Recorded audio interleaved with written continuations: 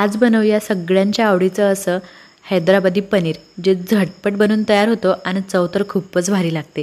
बनवायला तर इतकं सोपी आहे ना, म्हणजे पनीरच्या कुठल्याही भाजीमध्ये तुम्ही हैदराबादी पनीर बनवायला घेतलत ना, तर सर्वात सोपी पनीरची रेसिपी म्हणायला हरकत नाही। खूप सोपी आहे आणि चव मात्र रेस्टॉरंटसारखी लागते। तर चला पटापट बनवायला सुरुवात करूया। इथे मी आहे ना 2 चमचे तेल घातलं कढईमध्ये, त्यामध्ये 5 मध्यम आकाराचे कांदे साली काढून घातलेत, एक मोठ्या आकाराचा अद्रकचा तुकडा घातला, 10-12 लसणाच्या पाकळ्या, 4-5 हिरव्या मिरच्या आणि 10-12 इथे काजूच्या बिया घातल्या, मुठ्ठीभर कोथिंबीर घातली। सगळं हलकंसं परतून झालं की ह्याला थंड करून आहे ना मिक्सरला छान बारीक असं वाटण काढून घ्यायचं। इथे मी 1 पाव पनीर घेतलं होतं आणि ह्याला ट्रायंगल शेपमध्ये कट करून घेतलं।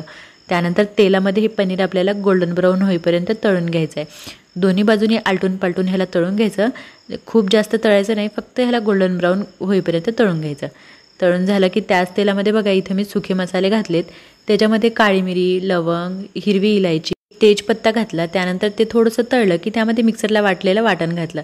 इथे मी अर्धी वाटी मलाई दही घेतलंय, हे दही अजिबात आंबट नाही आहे। त्यानंतर ह्याच्यामध्ये मी इथं कश्मीरी लाल मिरची पावडर घातले, हळद घातलं, धना पावडर घातलं, जिरे पावडर घातलं, गरम मसाला घातला आणि ह्याला छान मिक्स केलं। आता इथे चवीपुरतं मीठसुद्धा घातलं। त्यानंतर इकडे मसाला छान तेल सुटायला लागला होता, त्याच्यामध्ये हे आपलं जे मसाल्याचं दही होतं ना हे घातलं। ह्याच्यामुळे काय होतं, आपले जे मसाले आहेत ना हे तेलामध्ये करपत नाही, त्याला करपट वास नाही येत आणि मसाले खूप छान असे तळून होतात। आता ह्याला झाकण ठेवून नुसतंच आपल्याला 2 ते 3 मिनिटं तेल सुटेपर्यंत परतून घ्यायचं। इथे बघू शकता मसाल्याला मस्त तेल सुटले। ह्याच्यामध्ये अगदी थोडंसं पाणी घालायचं आपल्याला, कारण ही भाजी आपल्याला लय पातळ नाही बनवायची, गाढीच बनवायची आहे। आणि त्या रश्श्याला थोडी उकळी आली की ह्याच्यामध्ये फ्राय केलेलं आपल्याला पनीर घालायचं आहे, हलकंसं मिक्स करायचं आहे आणि परत ह्याला झाकण ठेवून आहे ना 5 मिनिटे मस्त मंद आचेवर छान असं शिजवून घ्यायचं। आता इथे बघा 5 मिनिटानंतर आपलं भाजी छान अशी शिजलेली आहेत।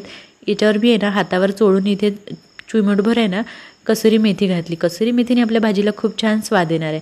त्यानंतर इथे मी फ्रेश क्रीम घातले, तुमच्याकडे फ्रेश क्रीम नसेल तर ताज्या दुधाची मलाईसुद्धा चालेल। आणि ह्याच्यावरती आहे ना थोडीशी कोथिंबीर घातली आणि आपलं झटपट हैदराबादी पनीर तयार आहे। व्हिडिओ आवडल्यास चॅनलला लाईक, शेअर, सबस्क्राईब, कमेंट नक्की करा।